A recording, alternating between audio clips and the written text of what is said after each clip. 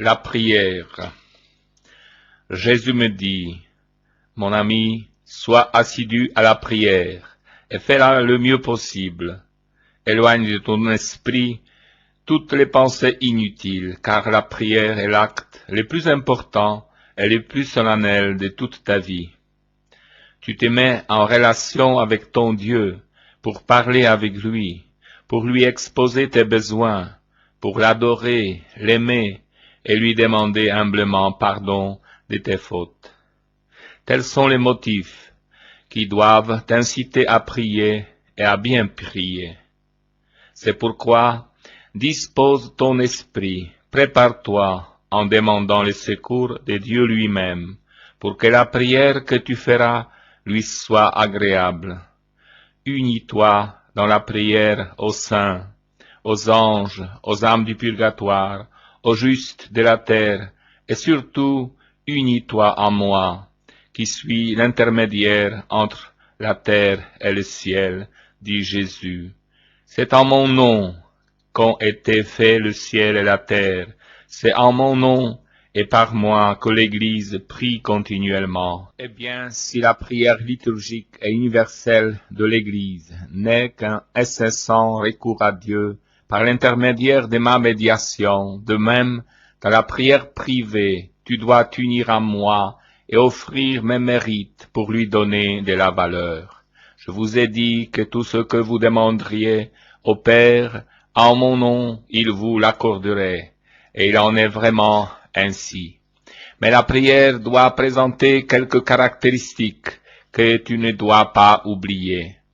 Par elle, souviens-toi de demander toujours et en premier lieu la gloire de Dieu et son honneur, sa justice, son règne.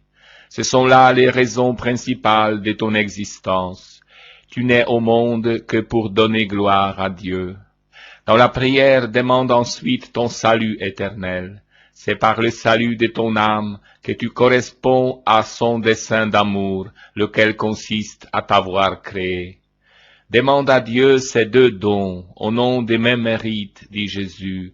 Demande aussi tout le reste ordonné à ces dons. Cependant, je te prie d'ajouter à chacune de tes demandes ce qui suit. Si c'est pour ta gloire et pour le salut de mon âme, je te demande ces grâces par le mérite de Jésus-Christ, notre Seigneur. Que ta prière soit confiante et pleine de foi. Les miracles que j'ai accomplis pendant ma vie ont toujours été une récompense pour la foi que l'on m'avait témoignée. Avoir confiance. Avoir foi est déjà une certitude d'obtenir. Rien n'est impossible à Dieu, et si votre confiance et votre foi sont grandes, Dieu qui peut tout ne peut vous décevoir. Ce sera seulement une question de temps. Dieu voudra éprouver votre constance, votre persévérance, mais surtout si vous demandez des grâces spirituelles, vous ne devez pas douter et vous devez insister. Soyez certains que vous les obtiendrez.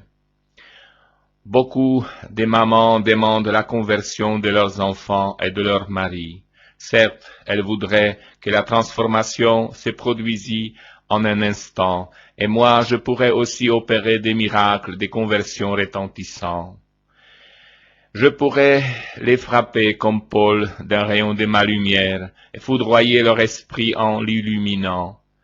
Au contraire, je permets que ne soit pas forcée leur volonté, et la plupart du temps, je désire que ce soit les larmes silencieuses de la maman et de l'épouse qui, pénétrant les terrains secs et ingrats de l'âme du conjoint, les transforment. Rappelle-toi, Monique, comme elle a pleuré pour son Augustin. À travers ces larmes, elle se sanctifiait et Augustin se convertissait. Aucune larme ne doit être perdue. Ne l'oubliez jamais, maman, sœur, épouse, qui pleurez sur les ruines spirituelles de ceux que vous aimez. Ayez foi, et vous recueillerez les fruits de ces larmes dans l'accroissement de vos mérites, et quand Dieu les voudra, dans la conversion des personnes qui vous tiennent à cœur. Mais prenez patience. L'important n'est pas que vous recueillez immédiatement les fruits de vos larmes, mais que ces personnes se sauvent. Oh, si tous les pécheurs de ce monde avaient auprès d'eux une personne amie qui pleure et prie pour eux, je vous assure que personne ne se damnerait plus, car la prière des uns vaut pour les autres. Priez avec humilité. Mes enfants, dit Jésus, priez avec une grande humilité. Faites-vous tout petit. Les petits enfants obtiennent facilement tout ce qu'ils désirent, surtout s'ils sont doux et caressants. Vous aussi faites de même. Demandez avec la simplicité et l'humilité des enfants. Dieu s'aime, je vous l'affirme, et il accorde. Soyez persévérants dans la prière. Ne vous découragez pas, n'abandonnez pas toute première difficulté. Insistez, frappez, cherchez. Est-ce que vous demanderez vous sera accordé, gardant toujours présent à l'esprit la gloire de Dieu et le salut de votre âme. Priez au nom du Père qui vous a créé, du Fils qui vous a racheté, de l'Esprit Saint qui vous sanctifie. Offrez au Père les pensées de votre esprit pour qu'elles soient toujours guidées par lui. À moi, son Fils, offrez vos actions pour qu'elles soient sanctifiées par moi. Offrez vos sentiments à l'Esprit Saint pour qu'ils soient purifiés par lui et que vous puissiez ainsi sanctifier vos jours et votre vie en union avec la Trinité bienheureuse, en attendant de jouir dans la vision béatifique du ciel de sa présence et de sa vie dont vous avez déjà un avant-goût sur la terre. La très sainte Trinité est en toi. Écoute, mon ami, écoute-moi, ne diffère pas. Relis souvent mes enseignements, afin qu'ils restent empreints dans ta mémoire et que tu puisses les mettre en pratique, faisant ton pain quotidien et l'aliment de ton esprit.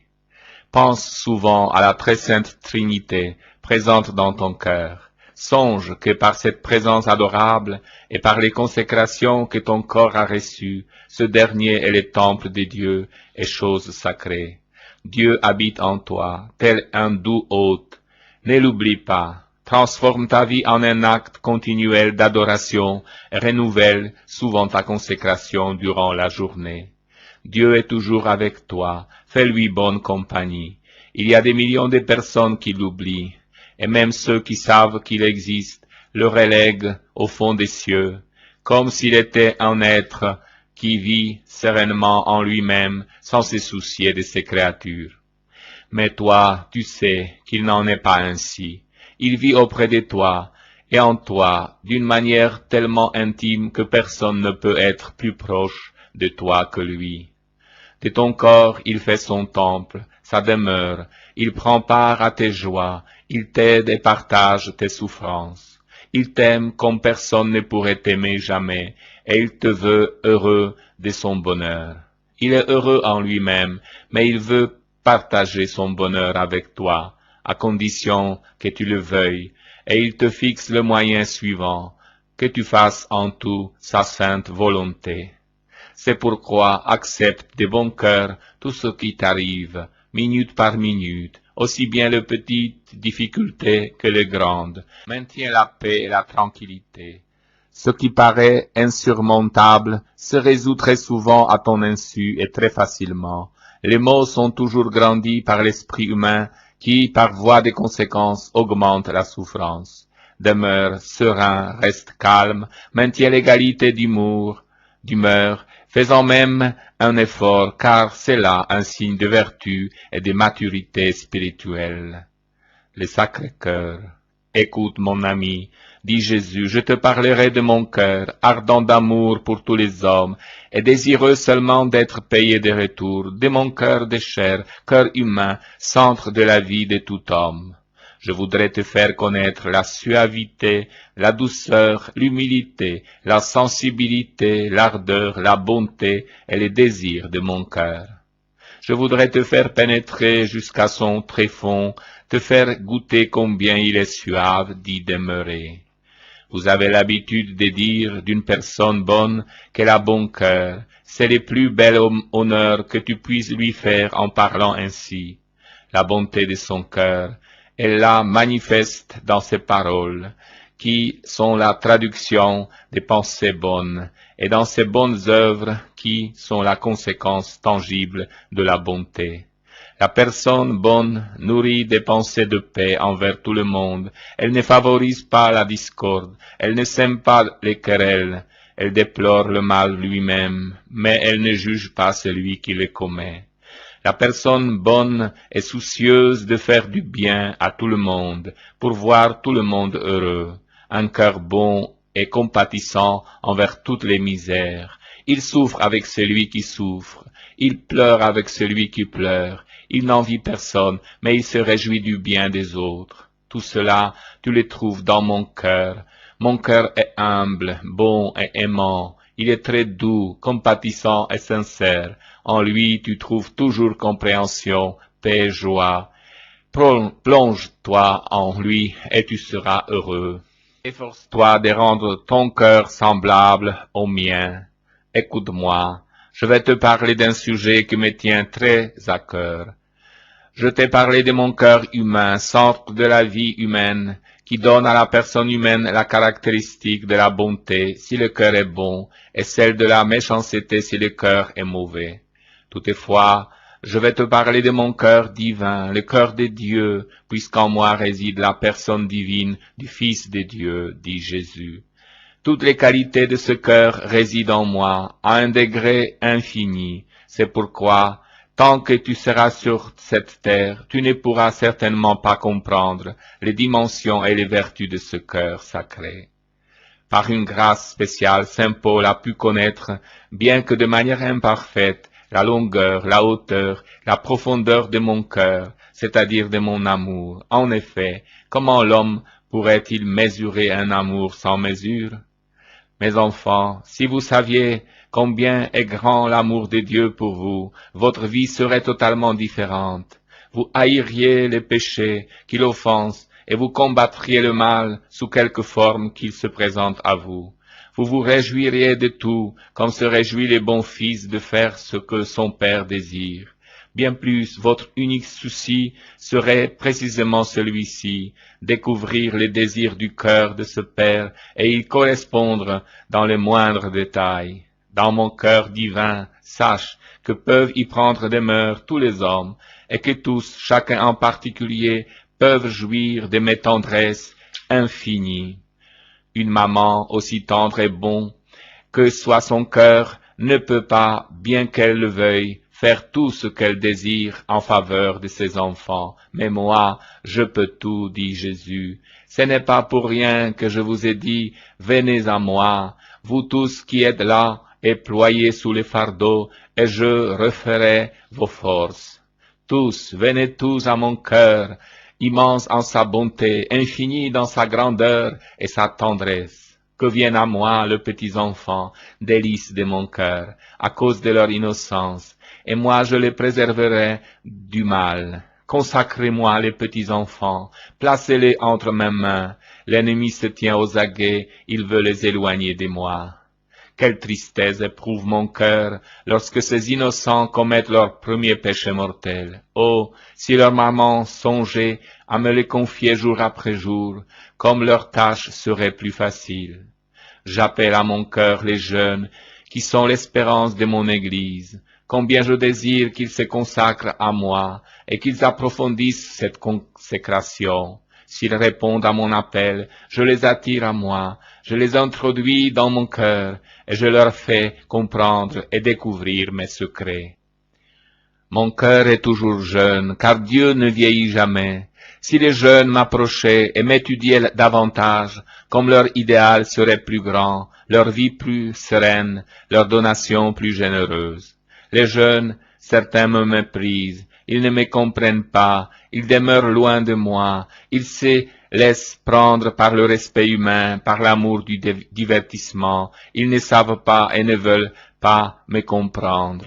Et le prêtre, les consacrés, oh, s'il approfondissait les qualités de mon cœur, combien fructueux serait leur apostolat, ils pourraient me reproduire et tout le monde me reconnaîtrait en eux. Mes enfants bien-aimés, consacrez-vous à mon cœur, efforcez-vous de me ressembler, apportez-moi les âmes, faites-moi connaître. Je vous aiderai dans votre apostolat et dans votre vie privée, je le sais. Il vous est demandé de l'héroïsme pour être fidèle à votre vocation, Mais moi, qui vous ai appelé, je ne vous abandonnerai jamais si vous venez à moi. Je serai votre secours. Ayez foi, venez, c'est moi qui vous donnerai la persévérance et la force. Votre combat est dur, je le sais, mais si vous me donnez votre volonté désireuse de bien, si vous restez près de moi par la prière, si vous vous aguerrissez contre les tentations par la mortification, vous conduirez à bonne fin votre mission. Mais je vous en prie, plongez-vous dans mon cœur sacré et tout sera plus facile. Et les pécheurs, les malades, les souffrants de toute espèce, amenez-les-moi. Je suis le médecin. Si je ne veux pas guérir les corps, car à travers la maladie l'âme se purifie et le paradis s'acquiert, je saurai transformer les souffrances, de sorte qu'ils n'en sentiront plus le poids. Je leur donnerai la joie dans la douleur. Amène-moi les pécheurs. Ils ont été, ils sont les grands soucis de mon cœur. Je les aime, ils sont malades dans leur esprit, qu'ils viennent à moi. Vous les bons, parlez-moi d'eux dans vos communions, apportez-les-moi dans vos prières, consacrez-les-moi, je soupire après leur retour. Les anges et les saints dans le ciel font grande fête quand un pécheur revient dans le sein du Père. Apportez-les-moi, je vous en prie. Et vous, mes enfants, dévots et affectionnés, qui déjà dans mon cœur avez placé votre résidence, et ne pensez qu'à m'aimer et à répondre à mes désirs, vivez tranquille. Vous êtes mes petits enfants, mes petites brebis, mais j'aime les plus précieuses. Quand le monde me répudie, c'est vous que je regarde et je me console. Je découvre en vous ma maman, vous êtes mes frères, mes amis les plus chers. Merci mes enfants, soyez sûrs de moi. Dussé-je donner de nouveau ma vie sur la croix pour vous. Moi, je ne vous abandonnerai jamais. Les dévots de mon cœur ne périront jamais, et dans les ciels ils formeront ma couronne. Je vous connais chacun personnellement, mes enfants bien-aimés, dit Jésus, vous qui venez, assoiffés de vérité, d'amour, soyez bénis. Le monde ne me connaît pas, mais vous, vous êtes mes brebis, et vous connaissez votre berger, et moi je vous connais, chacun personnellement. Continuez à m'aimer et à me faire aimer. Écoutez mes paroles et mes enseignements, c'est moi qui éclairerai vos intelligences, pour que vous compreniez et puissiez mettre en pratique ce que vous est enseigné. Moi, je vous connais par votre nom, et je connais tous vos besoins spirituels et matériels, mais lorsque vous aurez commencé à me suivre, vous verrez que les choses matérielles deviendront négligeables pour vous. Vous serez assoiffés des choses du ciel, et votre vie sera très sereine. Si le soleil resplendit dans votre âme, qu'importe qu'il pleuve dehors. Oui, faites ainsi, mes enfants, continuez dans la recherche du bien et de la vertu. Ma sainte maman vous protège, vous aide, vous console et vous est un exemple en tout. Continuez dans la voie du bien, continuez à vous aimer tous et à s'aimer l'amour. Vous formerez une oasis de bonté au milieu de ce monde qui ne sait que haïr et envier. Faites que cette oasis grandisse, que votre exemple entraîne les autres. L'Église n'a-t-elle pas commencé ainsi? Une poignée d'hommes, 12, et des plus ignorants, eux aussi, comme vous, se sont réunis au Cénacle, sous la conduite et le regard de Marie, ma mère. Puis, envahis par le feu de mon esprit et de l'esprit de mon Père, ils sont devenus des géants de force, de sagesse, de charité, au point de posséder la science de Dieu et d'être en mesure d'instruire tous les peuples de tous les temps. Rien n'est impossible à Dieu. Donnez-moi seulement votre volonté et votre désir de bien. À moi, je vous rendrai tout puissant, car c'est moi qui agirai en vous. Vous vous émerveillez quand, dans la vie des saints, vous lisez comment des âmes insignifiantes, de faibles jeunes filles, des personnes sans instruction, ont pu accomplir des œuvres étonnantes dans le monde. Voici leur secret. Elles se sont fiées à moi. Elles se sont placées entre mes mains. Elles ont reconnu leur néant, et c'est moi qui ai agi en elles et qui ai accompli des miracles. Faites de même, vous aussi. Que de ce cénacle partent une troupe d'âmes enflammées de l'amour des dieux et du prochain, qui, bien que silencieusement, mais avec une grande foi et une grande ardeur, me laissant agir, moi, dans leur esprit, leur cœur et leur volonté, soient disposés à témoigner de moi dans le monde, et à me faire connaître et aimer. Je vous l'assure, mes enfants bien-aimés, vous aurez tellement de joie dans l'âme que vous la distribuerez à tous ceux que vous approcherez.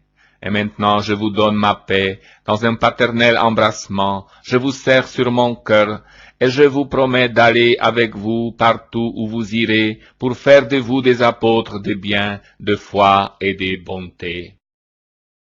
N'y a-t-il pas vraiment de salut en dehors de l'Église et, dans l'affirmative, comment comprendre cette compréhension? Cette question a du sens et cela ne vaut la peine que si Jésus-Christ a vraiment le même message que le message du Nouveau Testament, qu'il est vraiment le Fils de Dieu, à travers lequel le monde a été créé et qui est devenu l'un de nous. Nous invitons des personnes de tous les temps, de toutes générations et de toute culture, à inviter, à faire grâce et à nous conduire à la vie éternelle, écrit le Péjatchek Salige, au croire ne vaut que dans le vrai Christ. Si le Christ est vraiment le Fils unique de Dieu et Sauveur du monde, il va sans dire il n'y a pas de salut en aucun autre, donné parmi les hommes sous le ciel aucun autre nom par lequel nous devions être sauvés, Acte 4, 12, et qu'il est, dans son humanité, le seul médiateur entre Dieu et les hommes, voir 1 Tm 2, 5. Eh bien, vous pouvez être fasciné par Christ et ne pas croire en lui du tout. Déjà à l'époque apostolique, différentes personnes qui se considéraient comme des chrétiens ne pouvaient pas vraiment croire au Christ. Certains, Ebionites, voyaient en lui le prophète, oui, le plus grand des plus grands, mais seulement un prophète, voir Mon 1, 6, 1. D'autres qui, reconnaissant sa divinité, n'imaginaient pas qu'il pouvait tomber pour devenir un homme réel, voir un J4, 1 à 3, 2 J7. Dans les générations successives du christianisme, il y avait plusieurs autres tentations d'abandonner la foi dans le vrai Christ en faveur d'une compréhension et d'une acceptation plus facile de ses idées. Par conséquent, il ne suffit jamais de dire que le christianisme n'a pas de sens et que cela n'a pas de valeur si la vérité sur le Christ est différente de l'enseignement du Nouveau Testament et des prédications de l'Église. Si le Christ n'a pas été soulevé, explique sans embâche Paul, votre foi est vaine et vous êtes encore dans vos péchés. Si dans cette vie que nous avons espérée en Christ, nous sommes de toutes les personnes les plus à plaindre, 1 Compagnie 1, 5, 1 7.1.9. Si la foi de l'Église que le Christ est le Fils de Dieu et le Sauveur n'était qu'un mythe utile, éloignons-nous du Christ et de l'Église. Être chrétien et espérer la vie éternelle n'aurait alors aucun sens et se demander si le salut de l'Église est plus accessible qu'en dehors de l'Église serait une preuve d'aberration mentale et de perversité morale. Pour demander sérieusement si le salut peut aussi être réalisé en dehors de l'Église, il faut se demander dans la foi des apôtres que Jésus est le Messie, le Fils du Dieu vivant, mon 16, 16, mon Seigneur et mon Dieu vint. 28, et que aucun autre nom sous le ciel n'a été donné à des personnes dans lesquelles nous pourrions être sauvés, Acte 4, 1, 2. Il est dans cette foi ont un regard en premier il y a, ce qu'il est le dos de l'Église et pourquoi l'Église est particulièrement appropriée, lieu, d'accepter le salut. Comment le salut a lieu dans l'Église? Après l'ascension du Seigneur Jésus, il ne ressemblait pas que les étudiants orphelins a décidé de s'organiser. Dans l'Église du Nouveau Testament ne laisse aucun doute quant au fait que l'Église est un dos qui nous a quitté le Seigneur Jésus, que nous pourrions être, quel que soit le temps et le lieu où nous vivons, pour rencontrer avec lui en termes réels comme le Maître et Sauveur. Avant de nous quitter, par sa mort, sa résurrection et son ascension, Jésus a choisi les 12 pour être le début de son Église.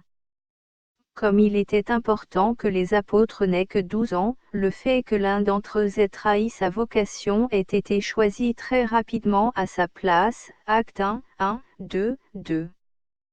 Car la volonté de la volonté était qu'ils soient les pères du peuple de la nouvelle alliance, comme les 12 fils de Jacob, les patriarches du peuple de la première alliance.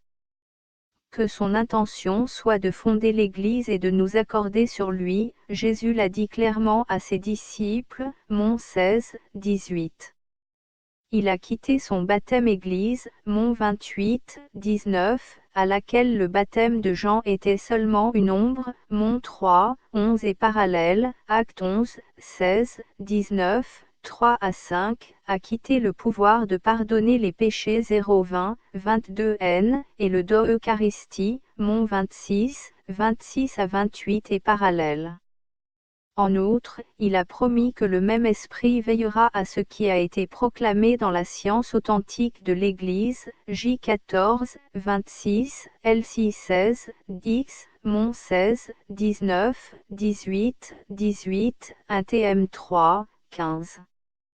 Il vaut bien une hyperzitomnique que l'Église par le dos de notre union avec Jésus et l'occasion de rencontrer aujourd'hui sont incroyablement plus profonds que ce qu'il avait même les apôtres eux-mêmes, quand ils vivaient avec lui tous les jours et ont la possibilité de rester avec lui dirigés.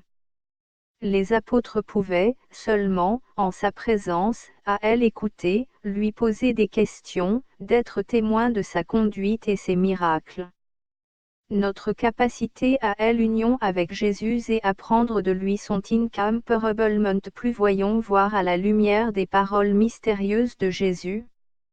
Utile mon départ est pour vous, car si je ne m'en vais pas, le Consolateur ne viendra pas à vous, et si je pars, je vous l'enverrai. 016, 7. Pourquoi le départ de Jésus était-il une condition pour l'envoi du Saint-Esprit ? Tant que Jésus était avec nous historiquement, le message du salut n'a été transmis que par le passé, il n'a pas encore été transmis à la fin. En tant qu'homme, il était l'un de nous alors. Il nous a quittés après avoir terminé notre rédemption et préparé ses disciples qu'il a choisis pour être le début de l'Église, pour recevoir le Saint-Esprit. Maintenant, avec le pouvoir du même esprit qu'il nous envoie, nous pouvons le rencontrer incroyablement plus profond qu'avec l'un de nous. En nous réunissant avec lui dans le Saint-Esprit, nous nous unissons avec lui, bien sûr, pour le moment uniquement au début, sur le modèle de l'unité des personnes divines. Nous pouvons même manger son corps et, en un sens, se transformer en lui. Venant à nous, il nous embrasse tous pour que nous devenions de plus en plus avec lui, comme l'a écrit l'apôtre Paul. Bien sûr, tout cela est possible parce que, et seulement parce que Jésus est égal à son Père éternel, le Fils de Dieu, et de devenir notre Sauveur, a le pouvoir de nous rencontrer à un niveau de proximité et d'intimité, comment diable est absolument impossible même dans la relation entre les amis les plus dévoués. En tant que croyants, les chrétiens savent bien que le salut n'est pas une récompense extérieure pour une bonne vie, ni une félicité conçue par les consommateurs. Le salut éternel, Jésus parlait comme suit. Or, la vie éternelle, qu'ils te connaissent, le seul vrai Dieu, et que tu as envoyé, Jésus, Christ, 017, 3, sans aucun doute, Jésus parle ici de la connaissance de Kalozobowei de Dieu, la connaissance de lui amour et avec moi. L'apôtre Paul a donné cela métaphore de l'Ancien Testament le voir, face à face, 1 Compagnie 13, 12, l'apôtre Jean a attiré l'attention sur le fait que la situation du salut éternel absolument au-delà de notre imagination, bien-aimés, nous sommes les enfants de Dieu, mais pas encore il ne révèle pas ce que nous serons, nous savons que quand il apparaîtra, nous serons comme lui, car nous le verrons tel qu'il est, 1 Gn 3, 2. L'avènement du salut éternel pour nous, le Nouveau Testament, à l'aide de l'idée de donner naissance à Dieu avec 1,12 n, 3, 3, JC 1, 18, Adoption pour les fils, RM 8, 14 à 17, J 3, 26, 4, CN, Participation à la nature de Dieu, 2P1, 4, comme s'il était identifié avec Christ, GN 17, 23, Cor 13, 5. Comme nous pouvons le voir, toutes ces idées et images indiquent un cadeau dépassant absolument l'imagination et nos possibilités naturelles, et probablement même nos désirs naturels. Ainsi, nous trouvons dans les évangiles avertissant que certaines personnes sont inquiets, d'autres indignés, et pire encore, que le refus d'apprendre de Jésus nous a laissés par les sources du salut peut coûter sa perte. Celui qui croira et qui sera baptisé sera sauvé, celui qui ne croira pas sera condamné. MC 16, 16. De même, Jésus a parlé de l'Eucharistie, en vérité, je vous le dis, à moins que vous ne mangez la chair du Fils de l'homme et ne buvez son sang, vous n'avez pas la vie en vous. J. 6, 3, 3. L'instruction ci-dessus contient certainement ce message, que le salut éternel est la question de la plus haute importance et qu'il doit être recherché là où il est réellement donné par Dieu. Cela ne devrait pas être dans ces regards poussenièges pour elle information, et non les tirages disant sur le Christ le Seigneur laissés par les sources salvifiques ont été exclus du salut, mais aussi que ces enseignements ne sont pas des mots vides, mais dire quelque chose, je vais dire pour le moment. Tout d'abord, jetons un coup d'œil au message extrêmement populaire aujourd'hui, selon lequel Jésus-Christ est le seul sauveur de l'humanité et que ce n'est qu'en lui et en lui que l'on peut atteindre le salut. Preuve moderne de la fausse foi chrétienne. J. Le premier doute sérieux sur la mission universelle de l'Église est apparu dans l'Europe chrétienne au siècle des Lumières. Les philosophes de cette période croyaient en l'universalité de la raison naturelle humaine, alors que le message de l'Évangile ne donnait qu'un sens particulariste. L'Évangile du Christ, écrit Lessing dans son enfance de la race humaine, sera rejeté comme après, qui a déjà rempli sa tâche, époque à venir, quand il y aura Évangile de la raison, qui enseigne à l'homme qu'il fait bon n'est pas sous la menace d'une peine, comme dans l'Ancien Testament, ni espérer une récompense dans le futur que le royaume de Dieu a annoncé, mais seulement pour le but de cette raison 1. Comme on le voit, le point de la religion tout est amené ici à la morale, il est donc pas surprenant que la foi de l'Église, comme les philosophes odieux de l'illumination, dogme. Et la croyance du christianisme par sa polyvalence a commencé à stigmatiser comme le fanatisme. Dans les jours de la Révolution française, même maniérisme est arrivé à appeler les catholiques fanatiques d'eux.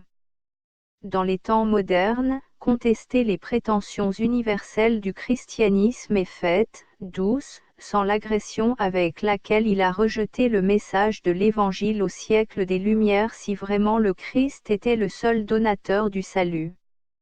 Qui appelle l'argument est particulièrement fréquent aujourd'hui répété, et si Dieu a vraiment aimé chaque individu l'homme et le message de ce salut doit avoir beaucoup de temps pour atteindre tout le peuple. Pendant ce temps, l'Évangile est venu à une partie relativement petite de l'humanité, et rien n'indique que dans un proche avenir cela va changer, ce qui est plus, le christianisme est en crise évidente. En support rappelle à quel point prédit chrétien puissant crise même J, CFLC 18, émoticône n'en croyant pas ses yeux. Modèle particulièrement populaire, qui sert aujourd'hui à remettre en question l'unicité du Seigneur Jésus comme sauveur est formulé en 1973 par John Rick, et donc il a appelé « Révolution copernicienne religieuse ». Compte tenu du fait évident, selon John Rick, la particularité du christianisme parmi d'autres religions, il est temps aller enfin de la ptolémaïque, la foi en Christ, le seul sauveur et l'Église en dehors dont soi-disant il n'y a pas de salut, et d'adopter un modèle, héliocentrique, Dieu manifesté ou hielopostatio, révélation pluriforme. Le fruit et la preuve de cette révélation ou Yellorodnego sont différentes religions, qui Rick considère également compétents pour présenter aux gens la dimension la plus importante de notre existence. Au moins des deux raisons les plus importantes, l'idée de Rick mérite d'être rejetée. Tout d'abord, sachant qu'il existe un document de 1996 de la Commission théologique internationale Christianisme et les religions, 13, dire que toutes les religions sont vraies, cela revient à dire qu'ils sont tout faux.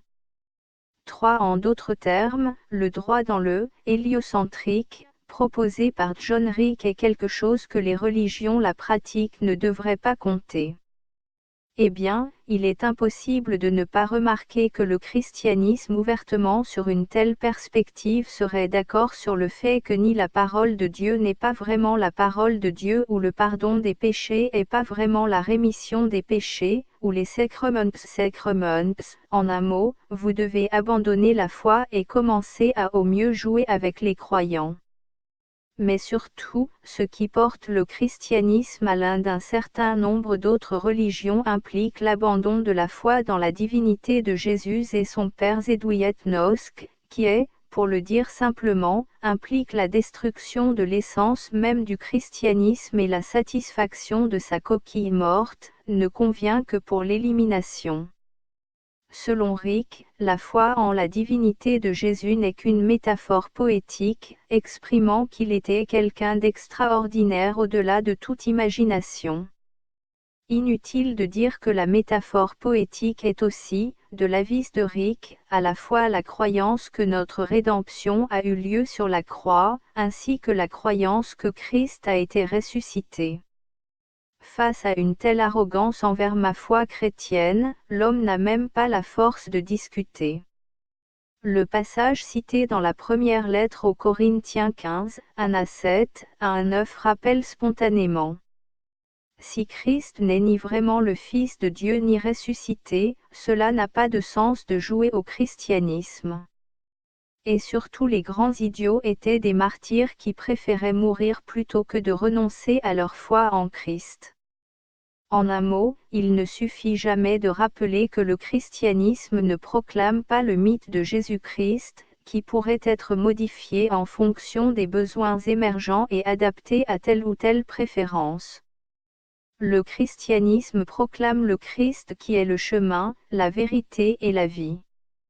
Si quelqu'un pense que ce n'est pas vrai, laissez-le nous quitter, mais ne laissez pas le chrétien faire semblant. Si quelqu'un pense qu'il est naïf et stupide de croire en Christ, soyons heureux de l'admettre, oui, nous sommes si stupides et naïfs que nous croyons vraiment au Christ, qui est le vrai Dieu et le Sauveur de tous les peuples. J'émerveille, l'apôtre Paul a déjà écrit au sujet Meisterkowitzach qui cherchait mieux que cet évangile que les apôtres prêchaient, si vite que vous voulez passer à un autre évangile. Cependant, il n'y a pas d'autre évangile, il n'y a que des personnes qui sont en état de confusion parmi vous et qui voudraient tordre l'évangile du Christ. Mais si nous ou un ange du ciel vous prêchons un évangile différent de celui que nous vous avons prêché, laissez-le être maudit. Je l'ai déjà dit, je le dis encore maintenant, si quelqu'un vous annonce un évangile différent de celui que vous avez reçu, qu'il soit anathème, Galates 6-9. Puisque le Christ est le Sauveur, il n'y a pas de salut en dehors du Church. Expliquons maintenant brièvement la doctrine de la foi qui est incluse dans la déclaration selon laquelle il n'y a pas de salut en dehors de l'Église. Permettez-moi de commencer par prêter attention à deux interprétations sans doute erronées de ce théorème. Tout d'abord, contrairement à la foi catholique et que son interprétation, soit, disant capable d'atteindre le salut même catholique que, par exemple, tous les soi, disant non catholiques ont été exclus de la vie éternelle 4. Deuxièmement, ne pas la vérité, qu'en dehors de l'Église, il n'y a pas de salut, être interprété de telle manière que cela ne signifie plus rien. Après tout, le Christ, le Seigneur nous a donné à l'Église, et en elle sa parole et les sacrements, nous avons grandi en lui pour la vie éternelle. Par conséquent, notre appartenance à l'Église et l'utilisation des sources de salut ne sont certainement pas quelque chose d'important. Proposition pour essayer de présenter cette synthèse en 3 points. Il est vrai que, en dehors de l'Église il n'y a point de salut, souligne l'importance primordiale de notre appartenance à l'Église. Donc, si quelqu'un, croire que le Christ est le Fils de Dieu et le seul sauveur du peuple, ne va pas se joindre à l'Église et être baptisé vraiment risquer le salut éternel, CFMC 16, 1-6. De même, si un chrétien néglige l'Eucharistie dominicale et n'attache pas d'importance à se nourrir du corps du Seigneur, voir GN 6,53. La tradition chrétienne transmet littéralement l'immensité des avertissements à ce sujet. Le jour du Seigneur, abandonne tout, écrivait un auteur anonyme de Didascalia apostolique, 2, 5, 9, 2n, qui a vécu au IIIe siècle, et se dépêche sans tarder de te réunir, parce que tu glorifies Dieu. Sinon, de quoi le peuple de Dieu va-t-il s'excuser, qui ne se réunit pas le jour du Seigneur, pour entendre la parole de la vie et manger la nourriture divine qui dure éternellement? Dans cette perspective, Saint Cyprien, plus 2, 5, 8, évêque de Carthage et plus tard martyr, fut le premier à utiliser la formule selon laquelle il n'y a pas de salut en dehors de l'Église. Il s'en est servi comme argument par lequel il a prévenu les fidèles, en particulier ceux qui, dans l'Église catholique, étaient exclus de la communion avant de rejoindre le schisme de Felicissimus, où ils se sont vus offrir immédiatement les sacrements. Dans ce schisme, il s'agit de Satan lui-même, a soutenu l'évêque Cyprien, il promet la paix pour que la paix ne puisse être obtenue. Il promet la santé pour que celui qui est en faute ne guérisse pas. Il promet d'être admis dans l'Église, bien qu'il veuille que celui qui le croit soit complètement perdu en dehors de l'Église. 5. Comme on le voit, non pas tant Cyprien donne une thèse théologique, mais parle plutôt de la plus haute voix de son exhortation pastorale aux fidèles, en particulier ceux qui pourraient être attirés par des promesses offertes par le schisme, retient à l'Église catholique, de ne pas se laisser entraîner dans le schisme. La signification de cet argument était plus ou moins la même, si vous y allez, vous pouvez renoncer à votre salut éternel. Moi-même, plus ou moins, j'ai essayé de convaincre un candidat de la milice qu'il ne la rejoindrait pas. On lui avait promis de lui donner un appartement et un bon salaire à la fois, mais en même temps il n'était pas caché qu'il était censé arrêter d'aller à l'église. Le même argument qu'il a utilisé pasteur luthérien Dietrich Bonhoeffer, déjà en 1936, l'Église du Reich, organisée par les partisans d'Hitler afin de dominer l'Église Utranskygo en Allemagne. Se référant aux résolutions doctrinales des 2 synodes de son Église, Bonhoeffer a fermement affirmé que « la gestion de l'Église du Reich s'est séparée de l'Église chrétienne par sa doctrine et son activité. Les limites de l'Église sont les limites du salut. Celui qui se sépare délibérément de l'Église confessante en Allemagne est séparé du salut 6. D'un autre côté, l'Église de l'âge apostolique et avec toute la clarté confesse que Dieu veut que tous les hommes soient sauvés et parviennent à connaître la vérité, 1 Tm 2, 4, voire 4, 1 0. Cette idée fausse est la vérité sur le désir de Dieu pour le salut de tous tirer des conclusions, comme aujourd'hui se fait souvent. Soi-disant nous a permis d'oublier le travail missionnaire de l'Église du Sauveur lui-même nous a promis de le faire, et jamais avec cette obligation ne sera pas libéré, nous prêchions tous les peuples et toutes les nations, voir Mon 28, 1-9. Auparavant, au nom de la vérité, en dehors de l'Église, il n'y a pas de salut, parfois on oublie que Dieu veut sauver tous les hommes. Aujourd'hui, au nom de cette seconde vérité, nous oublions souvent l'obligation de proclamer l'Évangile à tous ceux qu'elle n'a pas encore vus. Notons que les deux erreurs, bien qu'extrêmement différentes, ont une structure similaire. Face à deux vérités difficiles à harmoniser, l'une s'enfuit. Un exemple admirable d'une préoccupation simultanée à la fois à la vérité que nous trouvons dans le catéchisme de l'Église catholique, dans le chapitre sur l'enregistrement de la nécessité du baptême, 1, 2, 5, 7, Dieu a lié le salut au sacrement du baptême, mais il est lui-même pas lié par ses sacraments. En ce qui concerne notre sujet pourrait dire la même chose, Dieu a lié le salut au visible appartenant à l'Église, mais il est pas lié par, et peut tout, qui veut rejoindre son Église. Invisible mindset. À la lumière de la foi est là quelque chose d'évident, que la miséricorde de Dieu à tous les hommes. Cela ne nous autorise pas à minimiser l'importance de l'appartenance sans équivoque à l'Église dans notre cheminement vers la vie éternelle et l'utilisation des sources de grâce que Christ lui-même y a placées. Ici, il convient de rappeler les enseignements de Saint Thomas d'Aquin, 1274, sur les cercles d'appartenance universelle au Christ en tant que chef de l'Église. Thomas d'Aquin a mis en ordre cette science avec un épanouissement que personne d'autre de l'enseignant de l'Église ne pouvait égaler. Car le Seigneur Jésus comme chef de l'Église, ils sont d'abord tous les anges et sauvés, d'autre part, toutes douées de grâce, et même tiers croyants qui ont perdu la grâce. De plus, le quatrième et le cinquième appartiennent potentiellement à lui, même tous les non-croyants, et appartiennent maintenant à lui, même ceux qui méritent la damnation éternelle de lui et finissent par tomber. Certificat inhabituel vaste même pour le martyr persévéré dans l'Église et la réticence simultanée à parler du sort final de ceux qui ont quitté la véritable Église, en l'an 655 par le grand théologien byzantin, saint Maxime le Confesseur. Empereur avec le patriarche de Constantinople organisé alors, à des fins politiques, à savoir gagner la bonté empire lui abandonné des monophysites, conspiration contre la foi catholique et l'Église a tenté d'imposer monodlitisme, l'hérésie, qui a détruit la vérité de l'humanité du Christ.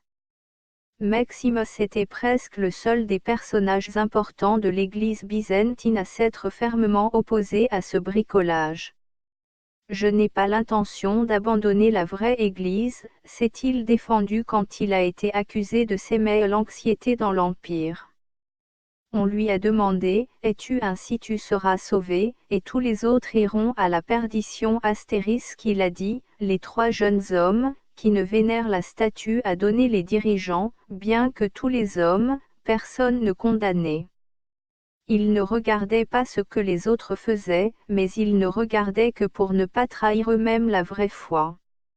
De même, Daniel jeté dans la fosse aux lions ne condamne ceux qui eurent aussi ordre avant que Darius, ne priait pas Dieu, mais il pensait à lui-même. Il a préféré mourir plutôt que de trahir Dieu et, en transgressant les droits naturels des pères, endurer l'angoisse de sa conscience. Par conséquent, Dieu me défend également de ne pas être condamné ou de dire que moi seul je serai sauvé. Je préfère mourir. Plus tard, Saint se défendait beaucoup. Thomas More. Les deux sont grands témoins de Maxence qui mit que la vérité en dehors de l'Église il n'y a pas de salut, devrait être pris avec tout le littéral, mais la vérité que absolument aucune preuve ici que les gens qui se trouvaient hors de l'Église, ne devaient pas être sauvés. Essayons de trier un sujet supplémentaire brièvement. Comme il n'y a pas de salut en dehors de l'Église, la question est dure sur les lèvres, au-delà de laquelle l'Église n'a pas de salut. Les théologiens chrétiens s'accordent généralement pour dire que Christ le Seigneur a fondé la seule et unique Église. Cela est particulièrement indiqué par les symboles bibliques de l'Église en tant que corps du Christ et en tant que bien-aimé. Christ, le Seigneur, a sans doute un seul corps et un seul bien-aimé. Les divergences ne commencent que face à la question « Où est cette Église du Christ ?» Les théologiens protestants cherchent généralement à répondre à cette question dans deux directions. Une Église du Christ, c'est le premier groupe de réponses, existe dans de nombreuses branches, c'est-à-dire dans de nombreuses dénominations. Par exemple, au milieu du XXe siècle, il est apparu en Angleterre la doctrine des trois branches de l'Église du Christ, rejetée par le Saint-Siège dans les décrets de 1864 et 18651-0. Il est difficile d'accepter la doctrine des diverses confessions chrétiennes comme des branches d'une seule Église, car il semble que cela implique inévitablement le relativisme de la vérité révélée. Le deuxième groupe de réponses à la question ci-dessus vise à abandonner l'indication de communauté religieuse spécifique et l'affirmation que la seule et unique Église du Christ est en train d'être construite et est essentiellement invisible, il apparaîtra visiblement et finalement seulement au jour glorieux de la venue du Christ. Cependant, il est impossible de ne pas remarquer que Christ le Seigneur n'a pas créé une telle Église. Le Sauveur voulait sans aucun doute que son Église soit visible, après tout, il a nommé des apôtres spécifiques pour lui, a laissé sa parole et lui a donné les sacrements.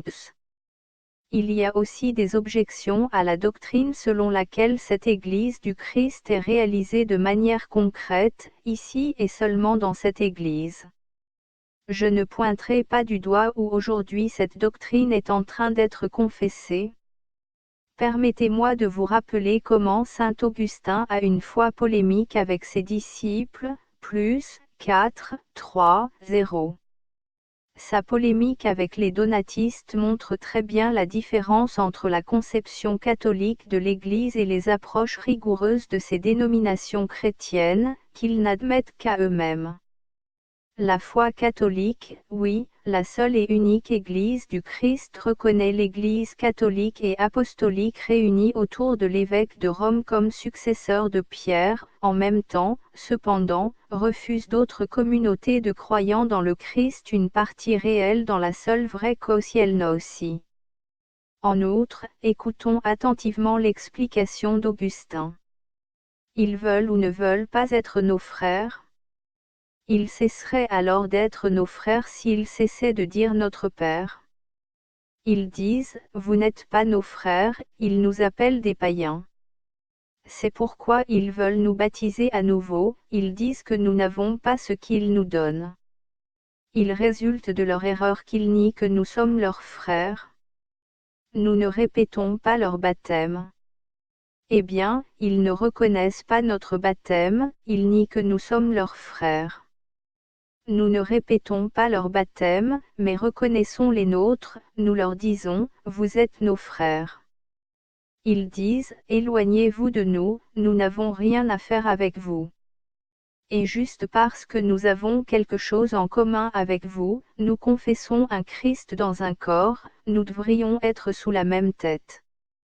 Pourquoi, répondait Donatis, vous me cherchez si je suis mort? Je ne chercherai pas si tu n'étais pas mort. Depuis que je suis mort, il répondra, comment puis-je être ton frère? Car je veux entendre parler de toi, ton frère était mort et il est devenu vivant, il a disparu et s'est retrouvé, LK 15, 2 4, 3 2. Nous vous adjurons, frères, par l'intérieur même de l'amour, dont nous buvons le lait, dont nous nourrissons le pain, par le Christ notre Seigneur, par sa douceur. On a dit exactement la même chose à propos de la dernière Église du Christ, avant de commencer à présenter son enseignement sur les cercles d'appartenance à l'Église. Ici, je vais présenter cette étude dans le texte conciliaire de citation synthétique tel qu'il a été présenté dans le catéchisme de l'Église catholique, 8.3.6, à cette unité catholique du peuple de Dieu.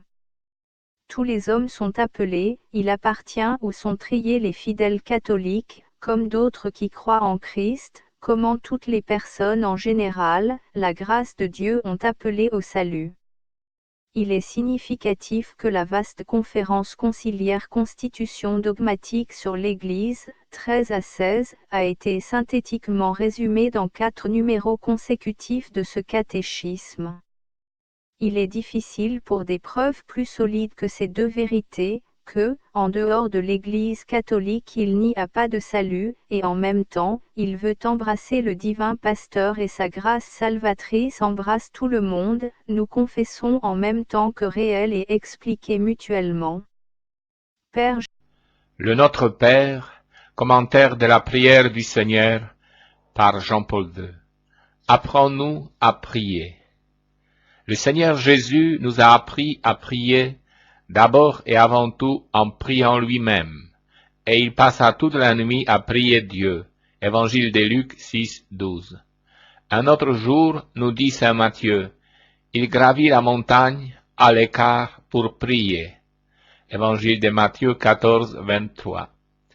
Avant sa passion et sa mort, il se rendit au mont des Oliviers et invita ses apôtres à prier, et lui-même se mit à genoux pour prier. En proie à l'angoisse, il pria plus intensement. Évangile de Luc 22, 39 à 46. Une seule fois à la demande des disciples, Seigneur, apprends-nous à prier. Évangile de Luc 11, 1. Il leur a donné les contenus les plus simples et les plus profonds de sa prière, le Notre Père. Comme il est impossible de recueillir en un bref discours tout ce qu'on peut dire, ou qui a été écrit au sujet de la prière, nous voici quelques conférences.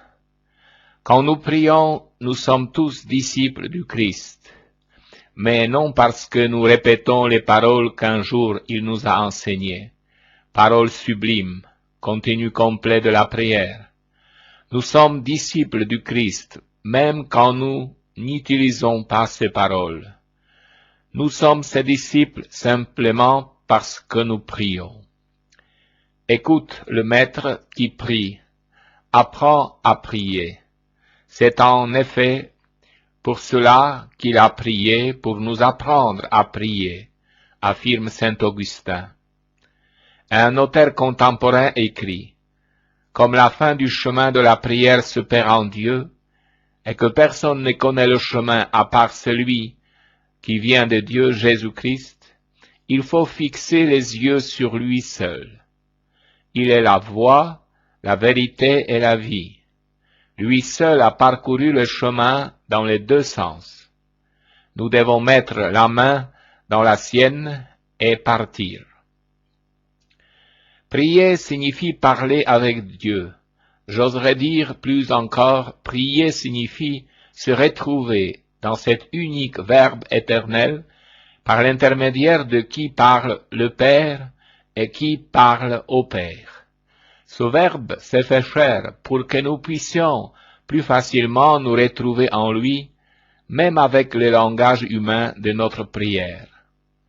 Ce langage peut parfois être fort imparfait et même nous faire défaut, mais cette incapacité de nos paroles humaines se complète sans cesse dans le Verbe qui s'est fait chair pour parler au Père avec la plénitude de l'union mystique que tout homme qui prie forme avec lui.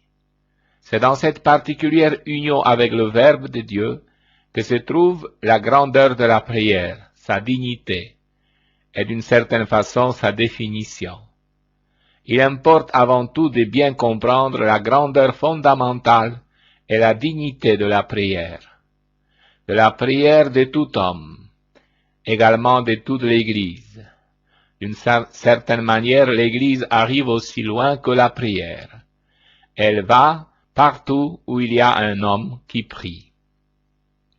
Il faut prier en se basant sur ces concepts essentiels de la prière. Quand les disciples lui demandèrent « Apprends-nous à prier », le Seigneur Jésus répondit en récitant les paroles du Notre Père, créant ainsi un modèle concret et en même temps universel. En effet, tout ce qui peut être dit et doit être dit au Père est contenu dans ces 7 demandes que nous connaissons tous par cœur. et on a en elles tant de simplicité que même un enfant les apprend, et en même temps une telle profondeur que l'on pourrait passer une vie entière à méditer le sens de chacune d'elles. N'en est-il pas ainsi? Ne nous parle-t-elle pas, l'une après l'autre, de ce qui est essentiel pour notre existence, tournée totalement vers Dieu, vers le Père éternel? Ne nous parle-t-elle pas du pain quotidien, de la remise de nos péchés comme nous les remettons, et aussi de la préservation contre la tentation et de la délivrance du mal? Qu'en répondant à la demande de ses disciples, apprends-nous à prier, le Christ prononce les paroles de sa prière, il ne nous enseigne pas seulement les paroles, mais il nous enseigne aussi que dans notre colloque avec le Père, il doit y avoir une sincérité totale et une pleine ouverture. La prière doit embrasser tout ce qui fait partie de notre vie. Elle ne saurait être quelque chose de supplémentaire, de marginal. Il faut que tout y trouve sa propre voie, même tout ce qui nous pèse, ce dont nous avons honte, ce qui nous sépare de Dieu, et surtout ceci précisément. C'est la prière qui, la première et essentiellement elle, démolit toujours la barrière que le mal et le péché ont pu dresser entre nous et Dieu. Par la prière, le monde entier doit trouver sa juste référence, c'est-à-dire la référence à Dieu. Mon monde intérieur est de même le monde objectif, celui dans lequel nous vivons est tel que nous les connaissons.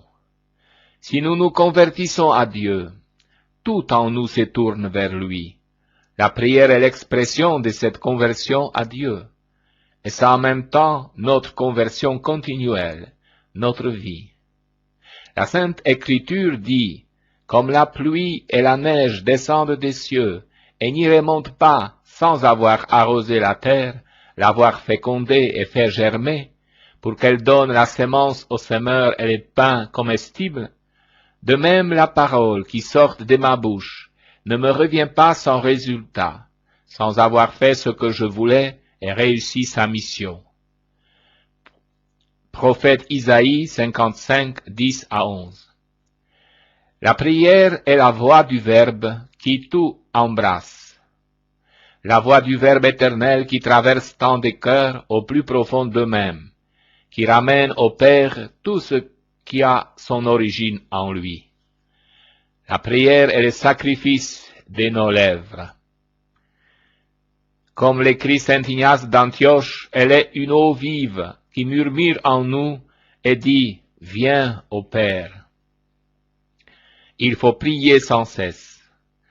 La première voie indiquée par Jésus est celle de la prière. Il faut prier toujours sans jamais se lasser. Évangile de Luc 18, 1. Pourquoi devons-nous prier? Nous devons prier avant tout parce que nous sommes chrétiens. La prière est en effet la reconnaissance de nos limites et de notre dépendance. Nous venons de Dieu, nous sommes de Dieu, et nous retournons à Dieu. Nous ne pouvons donc que de nous abandonner à lui, notre Créateur et Seigneur, avec une pleine et totale confiance. Certains affirment et cherchent à démontrer que l'univers est éternel et que tout l'ordre que nous voyons dans l'univers, y compris l'homme, avec son intelligence et sa liberté, est simplement œuvre du hasard. Les études scientifiques et l'expérience endurée par tant de personnes honnêtes disent toutefois que ces idées affirmées et même enseignées ne sont nullement démontrées et laissent toujours déroutés et inquiets ceux qui les soutiennent, parce qu'ils comprennent parfaitement qu'un objet en mouvement doit avoir une poussée de l'extérieur. Et ils comprennent tout aussi parfaitement que le hasard ne saurait produire l'ordre parfait existant dans l'univers et dans l'homme. Tout est admirablement ordonné, des parcelles infinitésimales qui composent l'atome aux galaxies qui tournent dans l'espace. Tout indique un projet qui comprend toute manifestation de la nature, de la matière inerte et à la pensée de l'homme. Où il y a ordre, il y a intelligence. Et où il y a un ordre suprême, il y a l'intelligence suprême, que nous appelons Dieu, que Jésus nous a révélé être amour et qu'il nous a appris à appeler Père. Ainsi, en réfléchissant sur la nature de l'univers et sur notre vie elle-même, nous comprenons et reconnaissons que nous sommes des créatures limitées et cependant sublimes qui doivent leur existence à l'infinie majesté du Créateur. C'est pourquoi la prière est avant tout un acte d'intelligence, un sentiment d'humilité et de reconnaissance, une attitude de confiance et d'abandon à celui qui, par amour, nous a donné la vie. La prière est un dialogue, mystérieux, mais réel, avec Dieu, un dialogue de confiance et d'amour. Mais nous sommes des chrétiens et nous devons donc prier comme des chrétiens. En effet, pour les chrétiens, la prière acquiert une particulière caractéristique qui en change complètement l'intime nature et l'intime valeur. Le chrétien est un disciple de Jésus. Il est celui qui croit vraiment que Jésus est le Verbe incarné, le Fils du Dieu vivant, venu parmi nous sur cette terre. La vie de Jésus, comme homme, a été une continuelle prière, un acte continuel d'adoration et d'amour du Père. Et puisque la plus haute expression de la prière est le sacrifice, le sommet de la prière de Jésus est le sacrifice de la croix, annoncé par l'Eucharistie dans la dernière scène, et transmis à travers tous les siècles par la Sainte Messe. C'est pourquoi le chrétien sait que sa prière est Jésus, que chacune de ses prières part de Jésus, que c'est lui qui prie en nous, avec nous, pour nous. Tous ceux qui croient en Jésus prient, mais le chrétien prie en Jésus-Christ. Le Christ est notre prière. La Sainte Messe est la prière suprême parce que Jésus y est réellement présent et qu'elle renouvelle le sacrifice de la croix. Mais toute prière est valable, spécialement les Notre Père, que Jésus lui-même a voulu enseigner aux apôtres et à tous les hommes de la terre. En prononçant les paroles du Notre Père, Jésus a créé en même temps un modèle concret et un modèle universel. En effet, tout ce que l'on peut, que l'on doit dire au Père est contenu dans ces 7 requêtes que nous connaissons tous par cœur. Il y a tant de simplicité en elles que même un enfant les apprend facilement, mais aussi tant de profondeur qu'on peut passer une vie entière en méditer les sens. Enfin, nous devons prier également parce que nous sommes fragiles et que nous sommes coupables. Il faut reconnaître avec humilité et réalisme que nous sommes des pauvres créatures, aux idées confuses, tentées par le mal, faibles et fragiles, qui ont sans cesse besoin de force intérieure et de consolation. La prière donne la force pour les grands idéaux, la force pour maintenir la foi, la charité, la pureté, la générosité. La prière donne le courage de sortir de l'indifférence et de la faute, si par malheur on a cédé à la tentation et à la faiblesse. La prière donne la lumière pour voir et considérer dans la perspective salvifique de Dieu et de l'éternité les événements de sa propre vie et ceux de l'histoire elle-même. Aussi, ne vous lassez jamais de prier. Que par un jour ne passe sans que vous ayez prié au moins un peu. La prière est un devoir, mais elle est aussi une grande joie, parce qu'elle est un dialogue avec Dieu, par l'entremise de Jésus-Christ. Chaque dimanche la Sainte Messe, et autant que possible, parfois durant la semaine. Chaque jour la prière le matin et la prière le soir, ainsi qu'au moment qui s'y prête le mieux. Saint Paul écrivait aux premiers chrétiens, « Soyez assidus à la prière, qu'elle vous tienne vigilants dans l'action des grâces. » Lettre aux Colossiens 4, 2. Vivez dans la prière et les supplications, priez en tout temps. Lettre aux Éphésiens 6, 18. Demandez et il vous sera donné. Seigneur, apprends-nous à prier. dit au Christ dans l'Évangile l'un de ses disciples. Évangile de Luc 11:1. Et il leur répond en se reportant à l'exemple d'un homme, oui, d'un homme important, qui, se trouvant dans les besoins, frappe à la porte de son ami, tout simplement à minuit. Mais il obtient ce qu'il demande. Jésus nous encourage donc à une semblable attitude dans la prière, celle de l'ardente persévérance. Il dit, demandez et il vous sera donné, cherchez et vous trouverez, frappez et l'on vous ouvrira. Évangile de Luc 11:9. Un modèle de cette prière persévérante, humble et en même temps confiante se trouve dans l'Ancien Testament, en la personne d'Abraham, qui supplie Dieu pour le salut de Sodome et de Gomorrhe, s'il s'y trouvait 10 justes. Ainsi nous devons donc nous encourager toujours plus à la prière. Nous devons souvent nous rappeler l'exhortation du Christ. Demandez et vous obtiendrez, cherchez et vous trouverez, frappez et l'on vous ouvrira. Nous devons nous le rappeler spécialement lorsque nous perdons la confiance et l'envie de prier. Nous devons aussi apprendre toujours à prier. Il advient souvent que nous ne prions pas avec l'excuse de ne pas savoir le faire. Si vraiment nous ne savons pas prier, il est alors d'autant plus nécessaire de l'apprendre.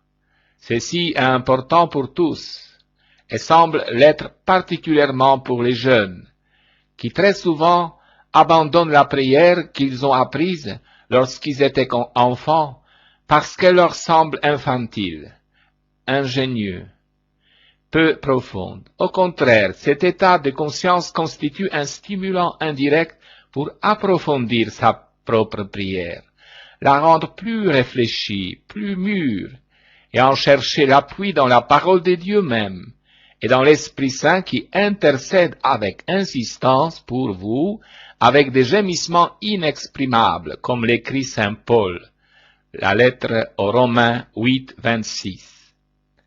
Je sais que nombre de personnes dans le monde entier prient pour les papes et qu'un grand nombre s'unissent à lui dans la prière, embrassant en esprit les problèmes qui constituent l'objet de ces implorations vers Dieu. Et tandis que je remercie publiquement pour ceci, je ne cesse de répéter en ce jour à moi-même et aux autres. Demandez et vous recevrez, cherchez et vous trouverez, frappez et l'on vous ouvrira. Oui, il existe un énorme besoin de prière, de la prière grande et incessante de l'Église. Il existe le besoin de la prière fervente, humble et persévérante. Elle est le premier champ de bataille où dans notre monde s'affrontent le bien et le mal. Elle trace la route au bien et sert à dépasser le mal. La prière obtient la grâce divine et la miséricorde pour le monde. Elle élève les hommes à la dignité que leur a donnée le Fils de Dieu, lorsque, unis à lui, ils redisent « Notre Père, qui es aux cieux, que ton nom soit sanctifié, que ton règne vienne, que ta volonté soit faite sur la terre comme au ciel. Donne-nous aujourd'hui notre pain de ce jour. Pardonne-nous nos offenses, comme nous pardonnons aussi à ceux qui nous ont offensés. Et ne nous soumets pas à la tentation, mais délivre-nous du mal. » Apprendre le Père. Seigneur, apprends-nous à prier. Ces paroles adressées directement au Christ n'appartiennent pas seulement au passé. Ce sont des paroles que les hommes ne cessent de répéter. C'est un problème toujours actuel, le problème de la prière. Que veut dire prier? Comment prier? La réponse que le Christ a donnée est donc toujours actuelle. Et qu'a répondu le Christ? En un certain sens, il indique à ceux qui l'ont interrogé les paroles qu'ils doivent prononcer quand ils s'adressent à son Père. Le Christ enseigne donc les paroles de la prière, les paroles les plus parfaites, les paroles les plus complètes. Elles contiennent tout. Toutefois, la réponse du Christ ne se limite pas exclusivement au texte, aux paroles que nous devons prononcer quand nous prions. Il s'agit d'un problème bien plus exigeant, on peut dire bien plus complexe. Que veut dire prier? Prier veut dire se rendre compte de sa propre insuffisance, l'expérimenter dans les besoins variés que ressent l'homme, dans les exigences qui ne cessent de faire partie de sa vie.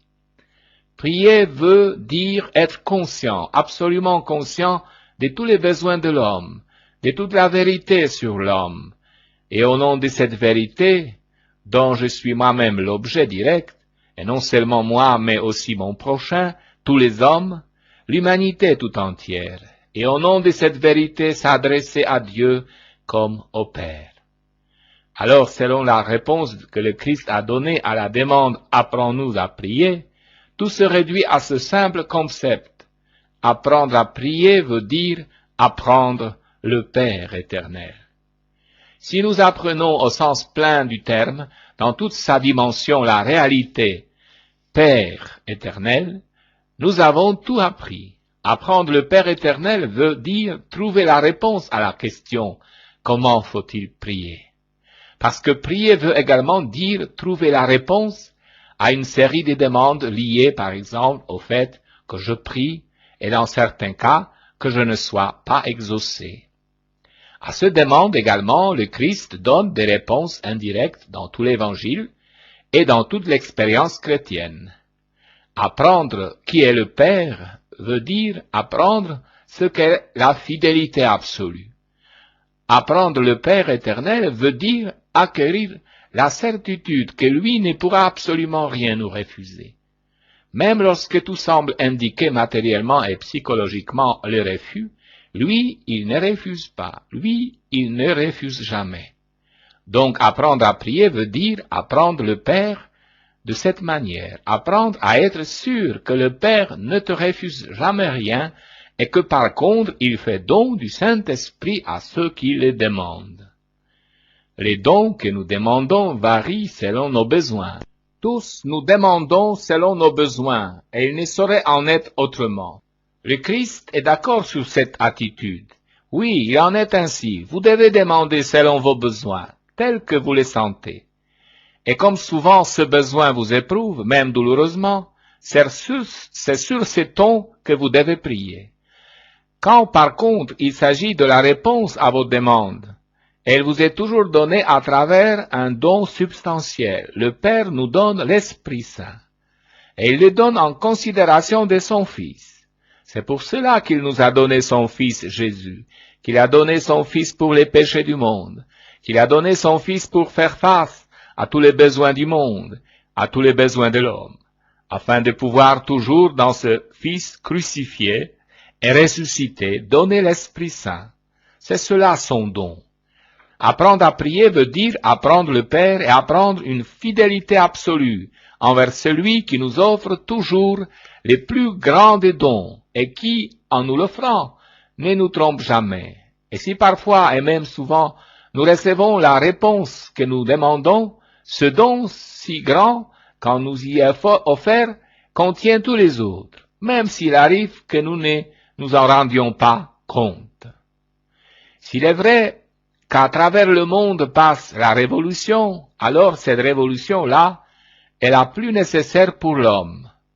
L'homme déçu par tant de programmes, par tant d'idéologies liées à la dimension du corps, à la temporalité, à l'ordre de la matière. Elle se soumet à l'action de l'esprit et découvre en soi le désir de ce qui est spirituel. Je crois qu'aujourd'hui une telle révolution passe vraiment par le monde. Il existe de nombreuses communautés qui prient comme peut-être jamais auparavant, de manière diverse, plus riche, avec une plus large ouverture vers ce don qui nous vient du Père, et également avec une expression nouvelle, plus humaine, de cette ouverture. Je dirais avec un nouveau programme culturel de la prière nouvelle. Cette grande révolution de la prière est le fruit du don. Elle est également le témoignage des immenses besoins de l'homme moderne et des menaces qui pèsent sur lui et sur le monde contemporain. Une telle prière est indispensable. Elle est l'intermédiaire dans le cœur de Dieu entre ce qui est en lui est la justice et ce qui en lui est la miséricorde. Une telle prière est nécessaire. Une grande supplication pour les hommes et pour les communautés, pour les peuples, pour toute l'humanité, la prière d'Abraham. Et ainsi la réponse de Jésus à la demande « Apprends-nous à prier » est toujours actuelle. Nous devons la déchiffrer dans son contenu originel, tel que l'Évangile l'a enregistré. Et nous devons également la déchiffrer selon les signes de temps que nous vivons. Disons donc ensemble lentement. Notre Père, qui es aux cieux, que ton nom soit sanctifié, que ton règne vienne, que ta volonté soit faite sur la terre comme au ciel. Donne-nous aujourd'hui notre pain de ce jour. Pardonne-nous nos offenses, comme nous pardonnons aussi à ceux qui nous ont offensés. Et ne nous soumets pas à la tentation, mais délivre-nous du mal. Amen.